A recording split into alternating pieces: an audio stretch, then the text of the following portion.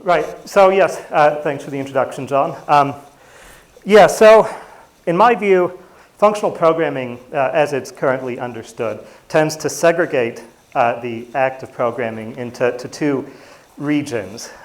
One we describe with words like immutable or pure or referentially transparent, and the other we use words like mutable or stateful or monadic.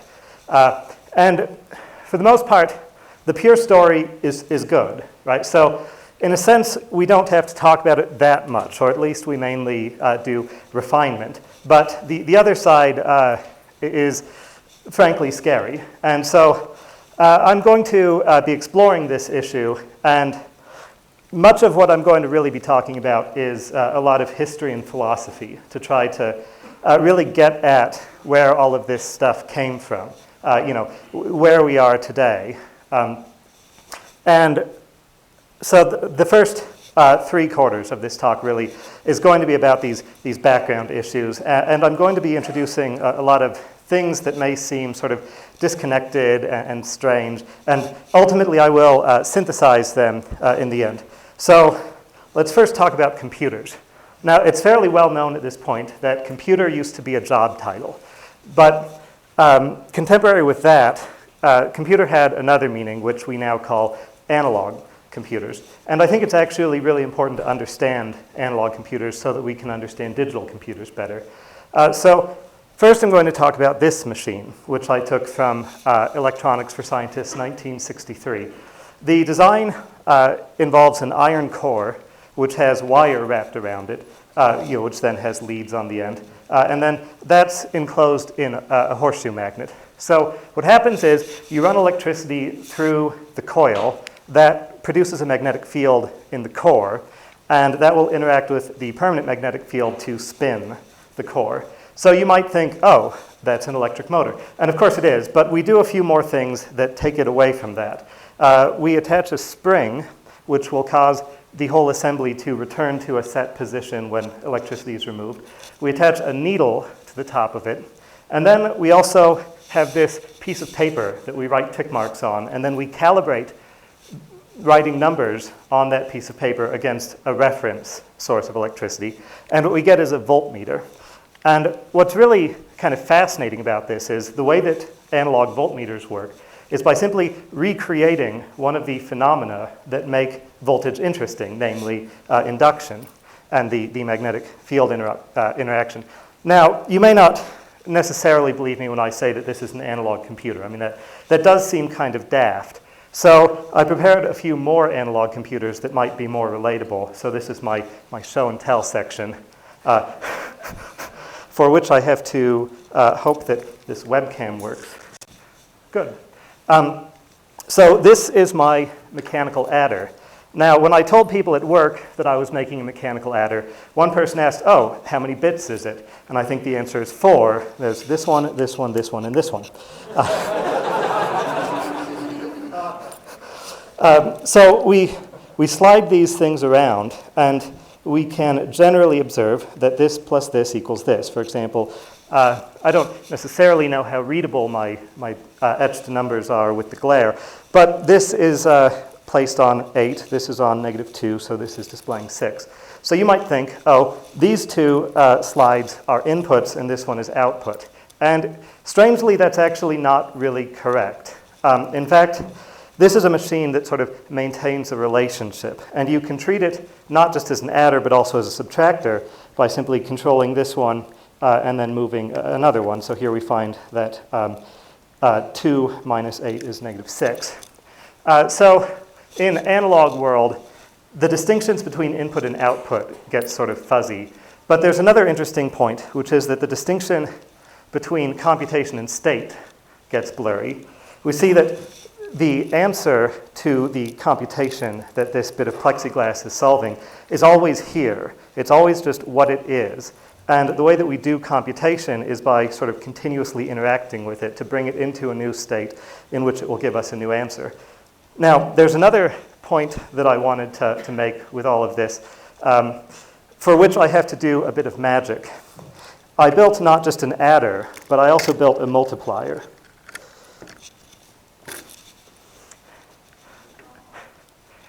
And what may not be obvious to people who, for example, never learned how to use a slide rule, is that you can make an adder into a multiplier simply by relabeling it.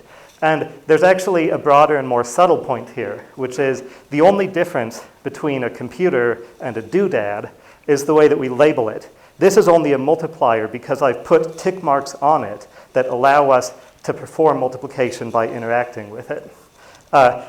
And as I sort of implied as just a bit of fun, although I don't plan on really describing how this works, but this here is the mythical device that you would make if you took the principles embedded in this multiplier but wanted it to be used by humans to solve real problems. So this is, in fact, my Faber-Castell slide rule. And this, in fact, works on the principle, although I'll just leave this as an exercise for the listener. This works on the principle that a tape measure is also an adder. So now, let's return to slide mode. So I figured I should show you the principles of operation of these devices. The various linkages constrain it so that these two outer angles will be roughly the same, which constrains the whole system so that the midpoint C is at the center of A and B. And since we've equally spaced horizontally the slide, the vertical spacing simply gives us a midpoint. And midpoint can be equationally expressed that way, obviously. And we can then, just do some algebra to arrive at this 2C equals A plus B. And that's why on the mechanical adder, we had to space the middle slide's tick marks twice as closely. Likewise, another fact that's become, I think, kind of obscured is logarithms have the role of converting multiplication into addition. So that is what allows us to make the multiplier work. And that also has this effect of turning this outer coefficient into a square. And in a sense, we could say that the mechanical multiplier is really just a lookup table. And that's actually not really a bad comparison. So we could define computers as machines that have output that are driven by their input in a proportionate manner. And they're proportionate just because nothing else would really be comprehensible to us. And there's two dominant styles of analog computers, which are called the constructive and analytic style. The constructive analog style recreates a phenomenon of interest and performs some sort of computation with that. So that's the voltmeter. That's why I said that the voltmeter is a computer, even though that it doesn't seem like one, at least in the historical definitions, it certainly is. Whereas an analytic analog computer simulates a mathematical model. For example, the midpoint or the whole tape measure thing. And what's really interesting about analytic computers is we can mechanically couple them. So we could make a 3-operand adder by taking this same bar linkage design and coupling the sum track of one of them to an operand track of another, so that then they would all sort of co-drive each other to produce 3-element addition. And we refer to this, or we can anyway, call this composition. And so now this should actually start looking much more like computer science. But there is another thing that I really need to tell you about to get to computers as we have them today, which is the delay line. So this is a potential design for a delay line. I'm actually told that Turing suggested building something like this, but it would be disastrous in practice. The idea is we have 2 microphones and we have 2 switches, which we'll call set and reset. If you close both switches and make a tone into the left microphone, then that will play out the speaker and get picked up by the right microphone and then fed back and played back out the speaker, and so on. And then you could open the reset switch in order to break the feedback and remove the tone. So this we would never build because you run into all of the fun that we have with microphones in everyday life. You have terrible feedback, and so trying to avoid either getting feedback that just turns into horrible squealing and blows your speaker, or negative feedback where you just lose the signal over time. That, I think, is why Turing never built this. So instead, we have these things nowadays, the SR flip-flop. And they're based on the same principle of operation, but they're just far easier to build, at least given modern technology. But the key is that these work by constantly feeding the outputs back into the inputs. And that's really the sort of principle of delay lines. You allow signals to be replayed through time. So what they do mainly is they shift output into the future. And they also allow outputs to be reused as inputs. And this lets us compose our computational design over time, which allows us to achieve arbitrarily high dimension. And that's how we can get the complex behavior that we observe in computers. It's just the linear algebra gambit. So now we have a machine that computes proportions on inputs, delays outputs to the future, allows outputs to be reused and composed, and then displays those outputs as magnitudes. In other words, we have one of these. And the reason I went through this exercise is it's very important for the remainder of this talk to understand that a computer is nothing more than a machine that we control. There's nothing sort of magical about computers. And on the one hand, we should all know that as programmers. But on the other hand, the way people tend to talk about computers suggests maybe there's been some blurring of this. So I just wanted to put it back in everyone's mind that computers are actually very simple devices. And in that sense, if we want to understand programming or computer science, what we really need to do is to understand ourselves. So the main thing that we do in programming is solve problems. And I'd argue that problem solving always starts out as a modeling problem. And what I'll argue throughout this section is that modeling always starts out as a question of causality. So I'm not going to defend that just yet. I'm just going to assert it. But let's begin with a simple logic textbook exercise on causality. Ice cream sales are higher in summer. Crime is higher in summer. Therefore, ice cream causes crime. Now, what's wrong with this argument? If you're feeling really pretentious, you might tell me cum hoc ergo propter hoc. Or if you're feeling less pretentious, you might say correlation's not causation. But what's the difference between the two? What I believe most people believe, and interestingly enough, this theory is most prominently supported by a computer scientist, Judea Pearl, is the interventionist theory. So this holds that a cause is a handle that controls outcomes, and an effect is an outcome changed by an intervention on a cause. And we mostly do this in our imaginations. So this may seem like a sort of weird and dry and abstract description, but just think about the previous example. It comes across as absurd because we imagine, for example, outlawing ice cream.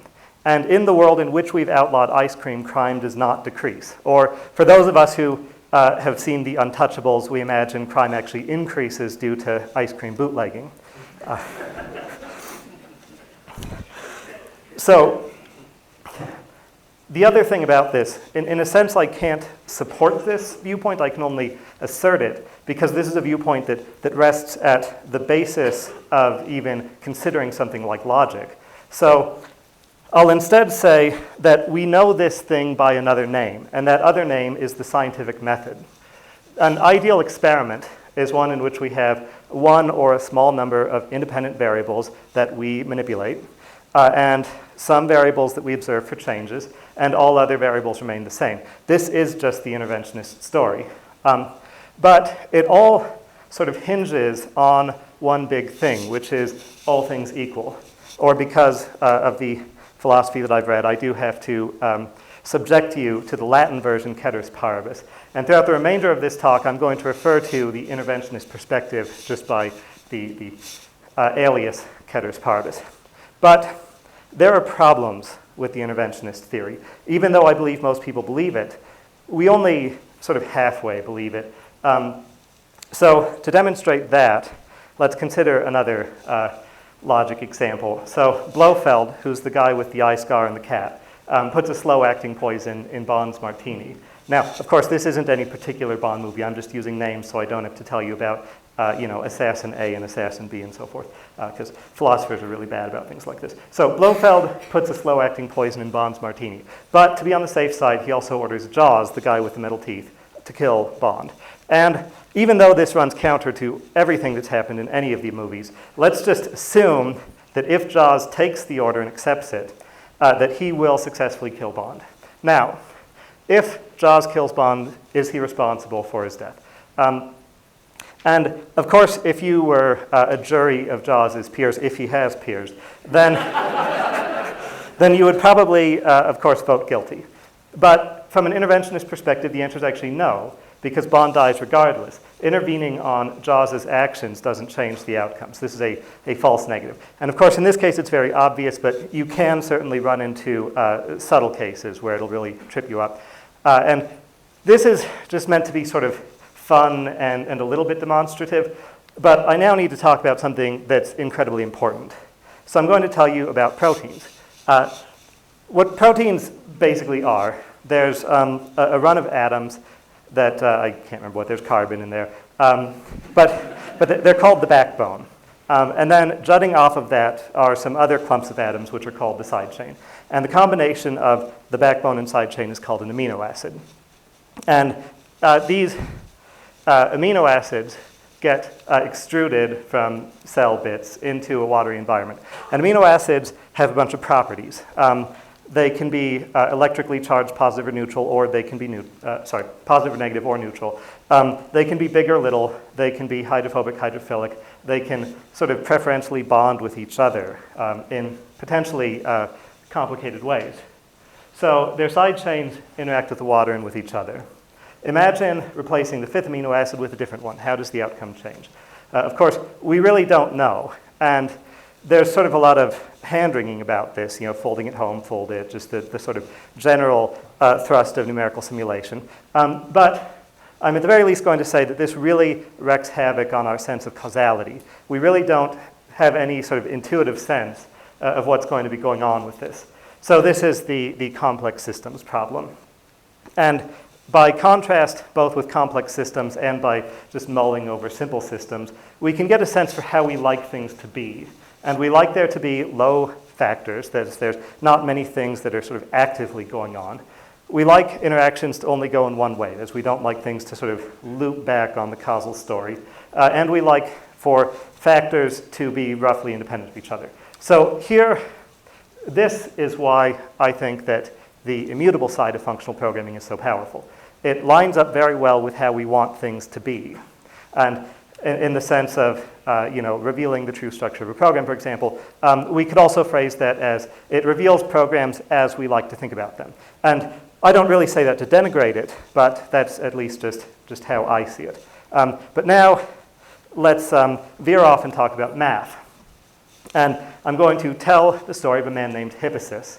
So Hippasus was one of the Pythagoreans. So they were a cult of mathematical mystics in ancient Greece. And the story, which may or may not be true, but who really cares if it's true or not, is that Hippasus proposed that the diagonal of a square is not a ratio of its edge lengths, and they killed him.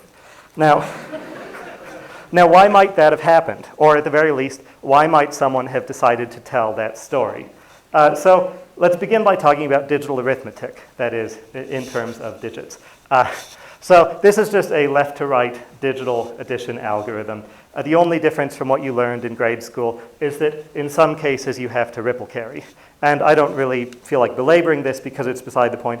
And really what I want to talk about is this situation. What's the square root of 2 plus the square root of 2? If we follow that algorithm, it's an infinite loop. So we could plausibly say the answer is the value of an infinite loop bottom. This argument, I bring it up just because it's the sort of thing that should resonate with people, but any mathematician would point out that this is crap. So I'll revisit this with a better argument later. But for now, I want to tell you the answer to the square root of 2 plus the square root of 2 is this. It's just the diagonal of two unit squares laid so that they have three collinear points. But we have some caveats. How accurate is this projector?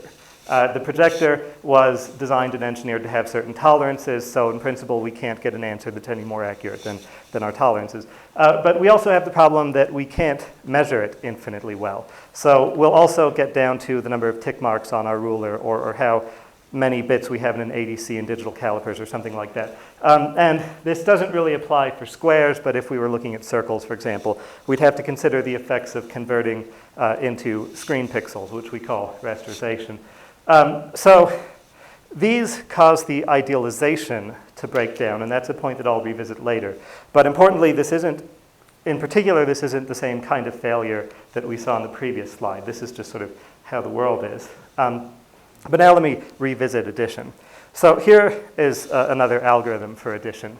We multiply both of our operands by their greatest common denominator, which is the lowest common multiple of their denominators, which is usually their product. So we multiply both operands by the greatest common denominator, which turns them into integers. And we know how to add integers, so we just do that and then redivide by the greatest common denominator. And we've got, in this case, 7/6 for our worked example. Now, what's 1 plus the square root of 2? Well, the greatest common denominator is infinity. Because, for example, if we wanted to rationalize a square root, it would be an infinite Taylor series expansion, which will give us an infinite denominator. So we multiply both operands by infinity. So we get infinity plus infinity, which is infinity. And then we divide by the greatest common denominator, which gives us infinity divided by infinity. And what's that? Well, it's not really anything in particular. So this is what actually allows us to understand why, at least the story goes, that Hippasus was killed. The Pythagoreans wanted what was called a constructive universe. They wanted the universe to be made up of simple and mathematically ideal parts, for example, Platonic solids. But the problem is, if you have irrationals in the world, then what you have to do to construct an irrational thing from rational things is to have infinitesimal things which you add up infinitely. In other words, you would have to add nothing forever. And that didn't sit very well with the Pythagoreans. This also gives us a window into Zeno's paradoxes. So consider, for example, the story of Achilles and the tortoise. So the two of them are in a foot race. The tortoise is in the lead, Achilles is running faster. Now, in order for Achilles to overtake the tortoise, he has to catch up to where the tortoise is now. And in the time it takes Achilles to catch up, the tortoise advances. And then, so on forever. Now, you might argue to me, but Achilles spends less time each iteration catching up. And that's true. But the algorithm that Zeno put forward does not take less time per computation. In order to algorithmically carry this out, we would have to carry out infinite operations. And that's really the lesson to take from this section. So now I've introduced my background points, so it's time to move on to a discussion of state proper. And I'm going to begin that by just reviewing all of these points, because I know it was kind of all over the place. So first off, continuous math, at least in my view, is what the world does. And it's always already stateful. In other words, I'm talking about what I showed you with these analog computers here. But as in the case of the geometric measurement problem, it evades formalization. If we want to write down symbolically a continuous phenomenon, what we really end up doing is writing down an infinite algorithm. And we also have this massive amount of feedback between all of the parts. So these things are very hard to work with in this sort of, in the sense that we're talking about today. On the other hand, discrete math is how we talk about the world. So it, and this is very important, I think, it is still stateful. And it's stateful because it's something that we do.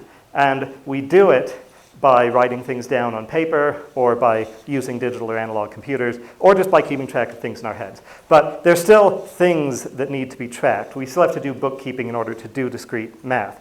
But on the other hand, it has this property that I termed ceteris paribus to the ground. And what I mean by that is that discrete math, as it's traditionally discussed, only deals in equivalences between things, which means that there's no moving parts. It has all of these nice properties. Everything in a discrete math formulation is independent of everything else. You can work on one thing without affecting other things. You can basically tell the causal story that we like to tell. But the flip side is, as in Zeno's paradox, it evades realization. So a discretization is always an approximation of the real world. So it's easy to work with, but it's not always clear what we get out of it. And in particular, it's not clear if we can do things like model continuous feedback. So analog computers, like these guys, have the big drawback of being application specific. If we put things most broadly, then these would be called parallel nomograph machines, but we could call them adders and multipliers. And addition and multiplication is the only thing that they do. But they have near instantaneous action. And they also have this other drawback, which is sort of a bit of a callback to yesterday evening's keynote. The accuracy depends on the mechanism. And if you actually fiddle with these, particularly the multiplier, you'll find the accuracy is not so great because they were designed and manufactured by two computer scientists. And precision of these devices is a design choice.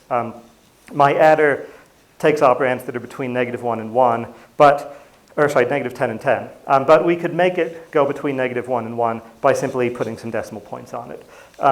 So digital computers are still analog computers because they still live in the real world.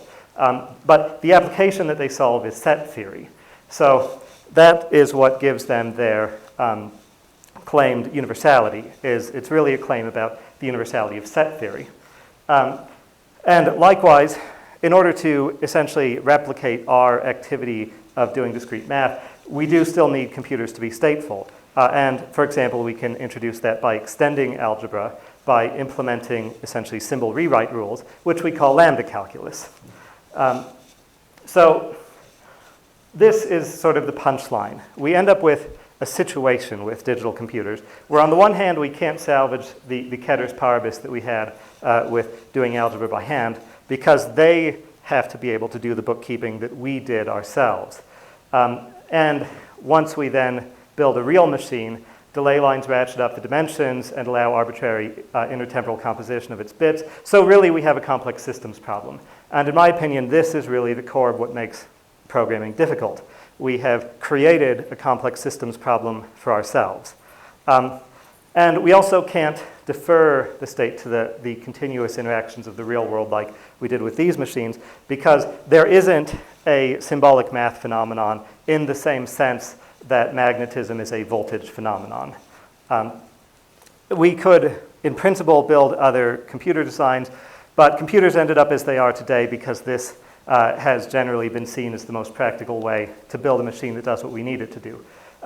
So this ends up leaving us in a theoretical twilight zone. But on the other hand, we could look at this from a different perspective, which is we generally know that having a complete formal treatment of a computer program is impossible because of the halting problem and the Entscheidungs problem, but we program anyway. And there is a lesson that just ingenuity allows us to overcome these kinds of problems. And that is essentially the topic for the remainder. So in other words, we're back to, well, what are we like? So I have thought about this in a variety of ways. One is, are there any good metaphors for what computers are like? One thing I had to conclude is they are not like whiteboards, because one thing that you cannot do with a whiteboard is copy a section of it and then hand it off to someone else and then have changes to one copy immediately reflect on the other and vice versa. There's the reference aliasing problem. That can't happen in whiteboards. But it can happen in record keeping. Records reference each other, so you introduce the possibility for co-reference. And you then get something that very much resembles a computer, but you have another problem, which is, what's the runtime of a record-keeping system? Well, nowadays it's digital computers most of the time, but before that, it was hundreds of clerks. And in addition to that, you also have just mountains of arcane rules and jurisprudence and legislation to help you deal with any sort of synchrony drift in your record-keeping system. So that's unfortunately an ominous analogy. So let's just, send that on its way. And instead, let's ask, well, what are the practical issues? And they're basically the opposite of what I said was good about ceteris paribus, or they're the opposite of what's good about functional programming, if you prefer. We have a large number of factors that have feedback amongst the dependencies, and we can do action at a distance, by which I mean you can, for example, pass a reference to a function and then have it mutated very far away from the source. And in my opinion, if we're going to deal with the problem of state, that the problem of state being that programming is difficult, then these are really the problems that we're talking about. So, well, let's go on from there then. What kinds of systems are like this that we can deal with? And one actually very good example, which is mostly because my husband is an auto mechanic, is cars. And what's interesting about cars is they have parts that have potentially complicated innards. But they're all connected to each other along very well-defined sort of points of interaction. And that tends to make car problems moderately easy to diagnose, certainly much easier than really intractable computer problems. And of course, in computer science, we generally refer to this as modularity, and I know it's one of these words that's been said for going on, I don't know, 50 years, whatever the time of Dijkstra was. But it never really feels like the promise of modularity is delivered. So, hence, what I'm going to talk about now is some ideas that I've had for delivering on this promise. These are just sort of suggestions, by the way. But I think we could actually have globally mutable variables and be fine if we constrain them in ways that make sense to us. So event-driven writes, I think, are much better and set up in such a way that you have exactly one event per global, meaning that mutations to globals always occur in exactly one place. And I think poll-based is better because then they also allow you to sort of work back the provenance of mutation. And I think that they shouldn't be bindable to other names. This is just so that we don't get name aliasing, that is, so that we don't introduce the problems of having multiple names referring to the same thing, because then that really messes with our abilities to keep track of things. Only writable at the event top level. This is, again, just sort of hammering on making sure that all mutations happen in one place. So that is so that all mutations occur in exactly one function. So then if you want to know how it's mutated, you just look at this function. Likewise, we could do the same. We could have mutable locals, I think, without running into trouble. If we do basically similar sorts of things, we make sure that you can only write within the declaring scope, and you can only read outside of that. Or that is, within the declaring scope, you can read and write freely. And that, again, keeps all of the writes nearby. So then this actually should be pretty easy to reason about as well. And it also has the advantage of working with any data structure. That's at least one of my personal pet peeves about functional programming is you tend to set up a sort of call graph data structure isomorphism that means that you're heavily biased in favor of trees, ADTs.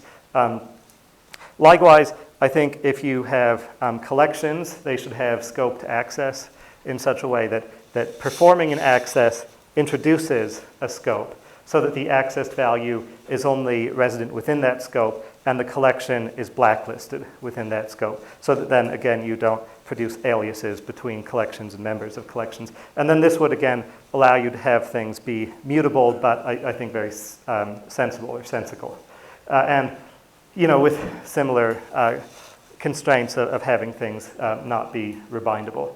So this brings me around to the conclusion, which is I do think that we can do more than we currently do about the general problem of mutable state. I'm not sure that it would come out in a way that would be attractive to someone who's really into functional programming, but it's sort of hard to tell on that exactly what it is that people like about it and what they don't, whether it's appearances or substance and what substance means and these sorts of things. And while we have generally worked ourselves into a theoretical kerfluffle, I do think that ingenuity can get us back out, but I believe that has to be considered from the perspective not necessarily of what computers are like, but from what we're like. So I'm sure there are questions or recriminations at the end of this talk.